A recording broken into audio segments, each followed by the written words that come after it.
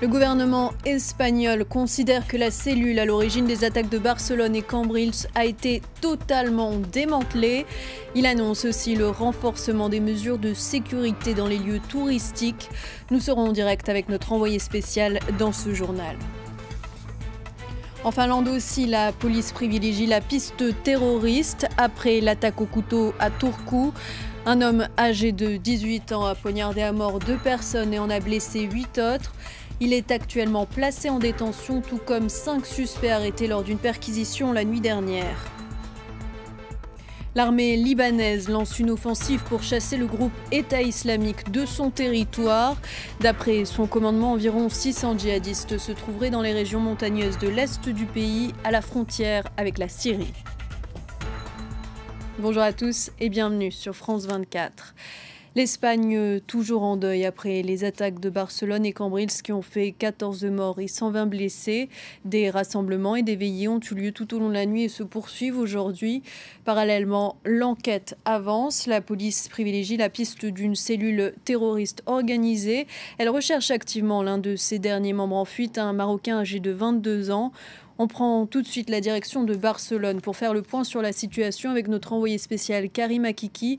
Karim, vous vous trouvez devant l'hôpital d'El Mar, tout près de Las Ramblas, un établissement qui soigne de nombreuses victimes de l'attentat. Le roi Felipe VI et la reine Letizia viennent de se rendre sur place.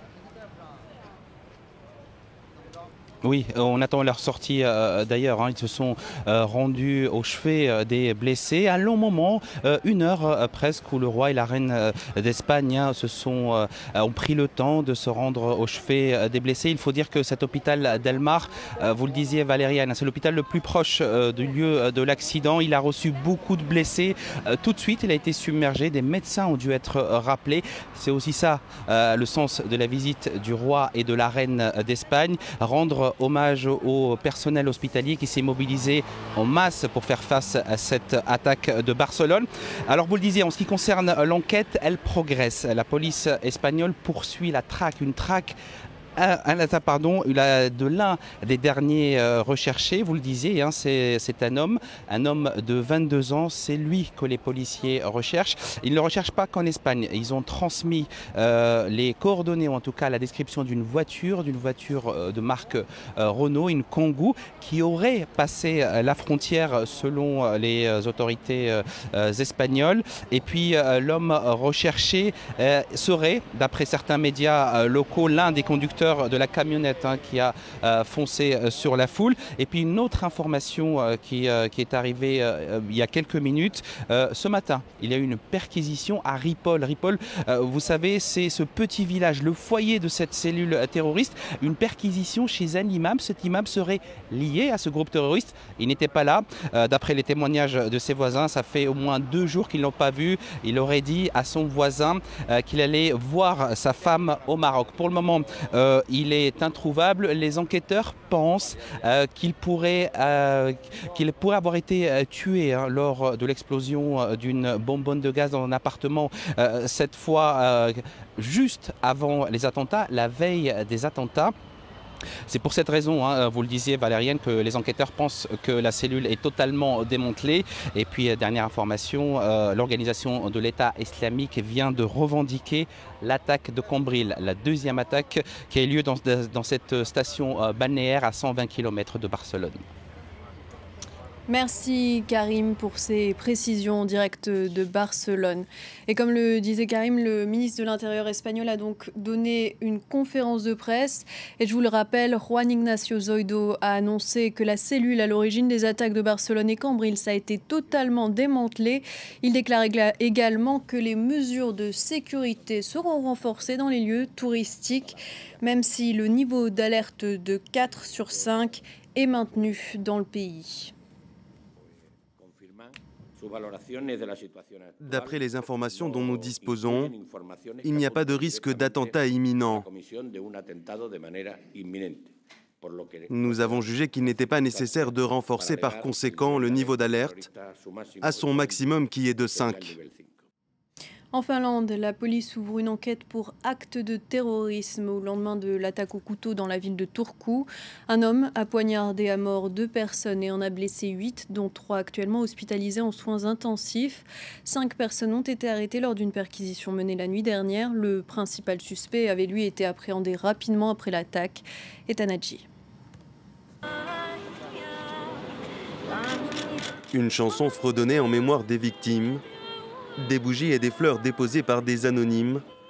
Au lendemain de l'attaque au couteau, les habitants de Turku se recueillent un à un sur la place du marché.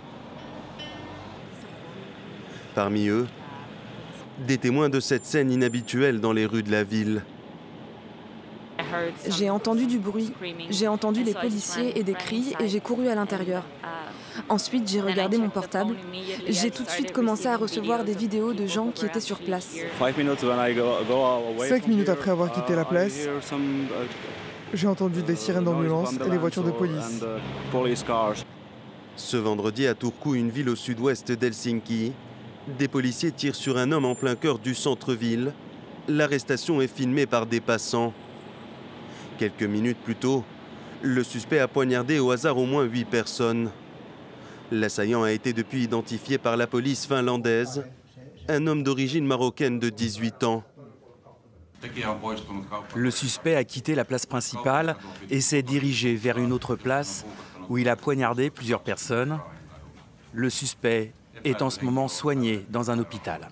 Une enquête pour terrorisme a été ouverte. La police finlandaise a arrêté 5 personnes dans la nuit de vendredi lors d'une perquisition dans un appartement. Selon les autorités, les 5 suspects auraient été en contact avec l'assaillant. La lutte contre l'organisation État islamique et cette offensive de l'armée libanaise pour chasser le groupe terroriste de son territoire. Tout de suite après l'annonce du début de l'assaut, le président de la République, Michel Aoun, s'est rendu au ministère de la Défense à Yarzé afin de suivre les détails de l'offensive. Les djihadistes sont présents dans les régions montagneuses de l'est du pays, proches de la frontière syrienne. La correspondance depuis Beyrouth de Mélanie Houet. L'opération s'intitule L'Aube des Jours. Elle a été annoncée officiellement ce matin au ministère de la Défense où l'armée libanaise a convoqué une conférence de presse juste après que Michel Aoun, le président de la République, s'y soit rendu pour manifester son soutien à l'opération menée.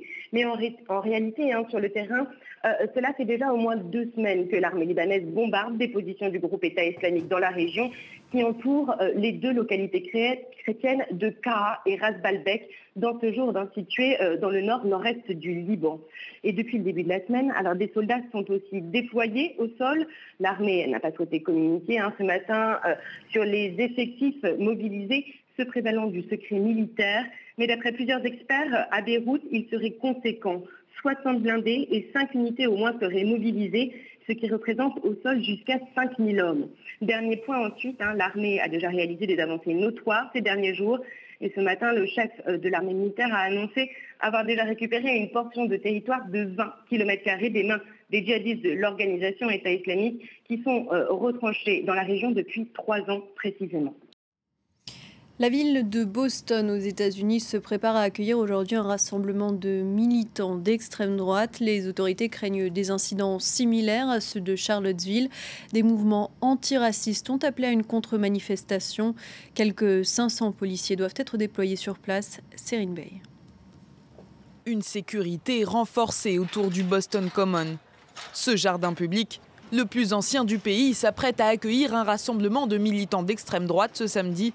Un rassemblement qui rappelle celui de Charlottesville la semaine dernière, lors duquel une jeune femme a été tuée, percutée par une voiture conduite par un suprémaciste blanc. Je pense que leur discours est passé à un niveau supérieur et c'est cela qui nous inquiète. Je n'ai jamais vu autant de gens chercher la confrontation et notre rôle va être d'apaiser la situation. Le Boston Common a accueilli des figures des droits civiques, tels que Martin Luther King ou encore Barack Obama. Malgré l'opposition du maire de la ville et d'une partie de la population, les autorités de Boston ont autorisé ce rassemblement pour protéger la liberté d'expression des manifestants. Certains d'entre eux ont eu des discours blessants sur la communauté juive, sur la communauté afro-américaine, sur tout un tas de communautés. Je ne les veux pas ici. Je vais être clair, je ne les veux pas ici. Si j'avais pu ne pas leur donner d'autorisation, je ne l'aurais pas fait. La police de Boston a recommandé aux habitants de la ville de rester chez eux durant la manifestation. Mais certains opposants au groupe d'extrême droite, les White Supremacy, ont eux aussi planifié un rassemblement. Ils sont entre 20 000 et 30 000 à vouloir y participer. Ainsi s'achève ce journal. Merci pour votre fidélité. On se retrouve dans 20 minutes pour un nouveau point complet sur l'actualité.